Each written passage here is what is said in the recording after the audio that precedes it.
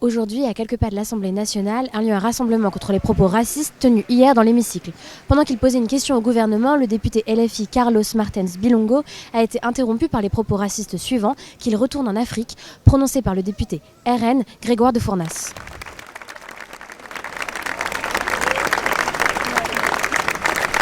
Ma personne a été attaquée et elle a attaqué aussi des personnes aussi qui me ressemblent. Voilà, tout à fait.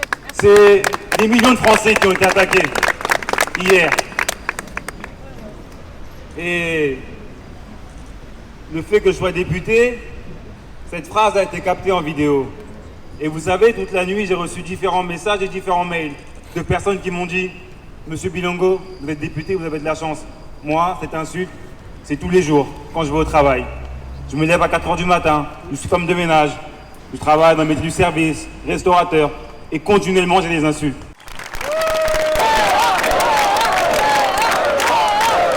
Hier, ils assumaient leur racisme. Ils rigolaient dans les couloirs. Ils faisaient des mauvais... Ils sont ce qu'ils ont toujours été, des racistes.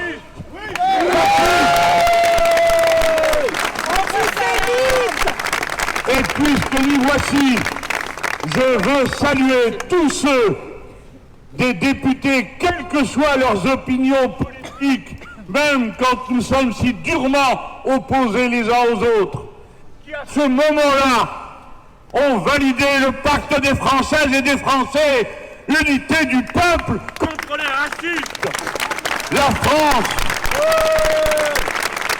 France est, comme vous la voyez, de vos propres yeux, diverses, multiples, bigarrées. Et elle est forte pour cela, et pas malgré cela. Elle est forte grâce à cela. C'est un rassemblement qu'on a appelé hier soir, parce qu'on était très émus, très en colère, à l'égard d'un député d'extrême droite qui, au fond, a dit quelque chose qui est en résonance avec le projet de fond de l'extrême droite. Propos racistes, ouvertement inhumains. Et donc on exprime là notre solidarité vis-à-vis de Carlos, parce que c'était d'une violence personnelle incroyable, vis-à-vis de toutes celles et ceux qui subissent le racisme au quotidien, puisque c'est aussi vis-à-vis d'eux que c'était très, très violent et inacceptable. Et le fait que nous demandons là tout de suite une sanction la plus haute possible au bureau qui va se réunir de façon exceptionnelle aujourd'hui. Ce qui s'est passé hier au sein de l'hémicycle ne doit pas être banalisé. On était tous absolument sidérés. On n'a aucune surprise venant d'un membre du Rassemblement national de son racisme, de sa xénophobie crasse. Et pourtant, ces mots-là, ils n'avaient pas été prononcés au sein de l'Assemblée nationale. Ils n'ont pas leur place. C'est des mots qui sont des ennemis des valeurs républicaines. Et pourtant, hier, on était heurtés. Il y a des collègues qui ont pleuré, qui chacun a exprimé des émotions de manière très, très diverse. Je peux noter aussi qu'en dehors des bancs, évidemment, du RN, sur tous les bancs, il y avait de l'effroi. J'ai vu le ministre de l'Éducation nationale, par exemple, être particulièrement aussi sidéré. Et donc, voilà, on peut pas laisser passer ça, on ne peut pas le banaliser. On y était parce qu'on était en séance publique, donc on l'a vu en direct, on était bien en face du Rassemblement national en plus. Donc c'était vraiment terrifiant, ça fait vraiment peur en fait, réellement. Et c'est très violent. Il s'est attaqué aux députés en face et à des millions de personnes dans ce pays. Et ça fait peur de voir que c'est autant banalisé. On est dans l'Assemblée nationale et il est assis, les bras croisés, balance des propos racistes, comme si, comme l'a dit très justement M. Mélenchon, on était au café du coin. Et ça fait vraiment, vraiment peur de voir 89 députés du Rassemblement national dans notre Assemblée. Hier, la République française a été salie par des propos racistes à l'intérieur de l'Assemblée du peuple, à savoir l'Assemblée nationale. On ne peut pas rester sans réagir. Le problème, c'est que nous ayons des élus Rassemblement national, d'extrême droite, qui ont réussi à faire croire qu'ils n'étaient pas cette extrême droite, mais qu'ils étaient juste en partie le Rassemblement national. Aujourd'hui, le vernis craque.